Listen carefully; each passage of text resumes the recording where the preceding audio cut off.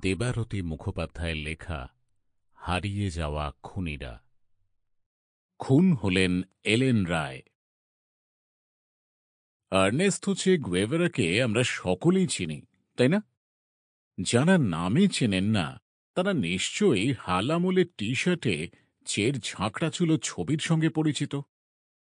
আর্জেন্টিনার তরুণ চে গুয়েভারাকে বলা হয় বিংশ শতকের সবচেয়ে আলোড়ন ফেলা সমাজতান্ত্রিক বিপ্লবীদের অন্যতম। ধনী দরিদ্রের ব্যবধান মুছে দেওয়ার জন্য যে অননুকরণীয় সংগ্রাম তিনি কিউবা, কঙ্গো, বলিভিয়ার মতো দেশগুলোতে চালিয়েছিলেন, সেই সংগ্রাম ও আদর্শ এখনও সমাজতত্ত্বের শিক্ষার্থীদের অবশ্য পাঠ্য। কিন্তু আশ্চর্যের ব্যাপার, আমরা চে গুয়েভারাকে নিয়ে এত মাতামাতি করি, অথচ এই চের মতোই একজন কিংবদন্তি বিপ্লবী জন্মেছিলেন আমাদের এই বঙ্গভূমিতে। তিনি কিন্তু আমাদের মধ্যে আজ বিস্মৃত প্রায়। হ্যাঁ, আমি এম.এন. রায় অর্থাৎ মানবেন্দ্রনাথ রায়ের কথা বলছি। মানবেন্দ্রনাথ রায় জন্মেছিলেন এখানেই, কিন্তু পরে দেশ ছেড়ে চলে গিয়েছিলেন সুদূর মেক্সিকোতে। তিনি প্রতিষ্ঠা করেন কমিউনিস্ট পার্টি অফ ইন্ডিয়া, সংক্ষেপে সিপিআই, এবং কমিউনিস্ট পার্টি অফ মেক্সিকো।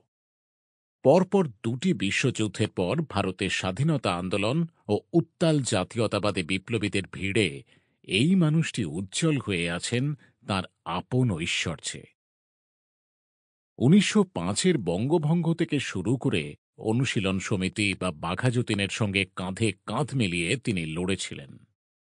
পরে জার্মান শক্তির সঙ্গে হাত মিলিয়ে ভারত থেকে ব্রিটিশ রাজ উচ্ছেদ এবং তারও পরে কমিউনিজমে ঝাঁপিয়ে পড়েন তিনি। বিয়েও করেন এক জার্মান মহিলাকে, তাঁর নাম এলেন রায়। মানবেন্দ্রনাথ রায় আমাদের আলোচ্য বিষয় নন। আমাদের আলোচ্য বিষয়বস্তু তাঁর স্ত্রী এলেন।